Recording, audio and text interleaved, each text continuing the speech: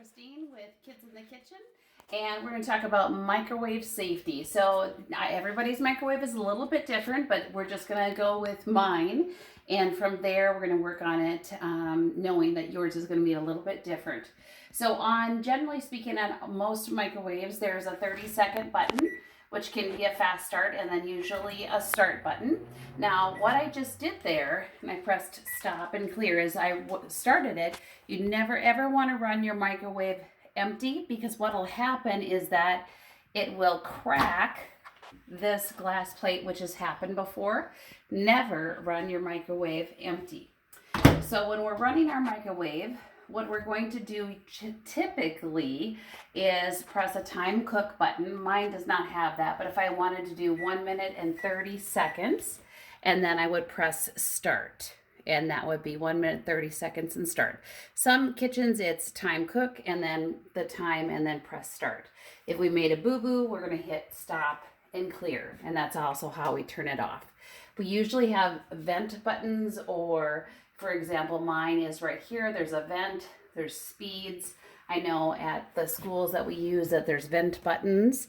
There are usually light buttons, typically on some. We're not usually using these buttons. We may be soft melting things, occasionally like butter, etc.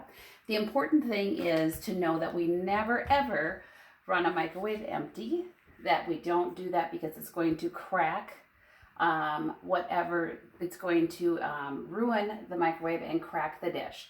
So when we take things out of the microwave, we need to approach it and know that no one's in the area, that we're going to whack Susie in the head, and then we're going to approach it with our hot pads, and we're going to take the item out. We're going to plan our move and know where we're going to go and go onto a hot pad. So using hot pads, making sure Susie is not in our way and we're not whacking her in the head, and planning our move.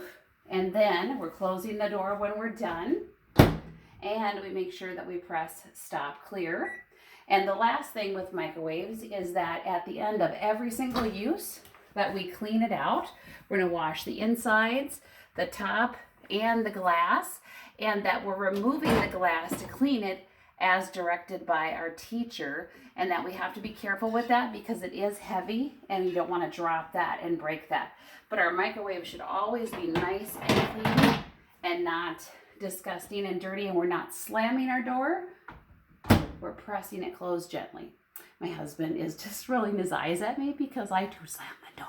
But don't do that, because actually what happened is Miss I wrecked the door latches, and Mr. I had to buy new ones, I think twice. So don't slam your doors. All right, that's it, kids.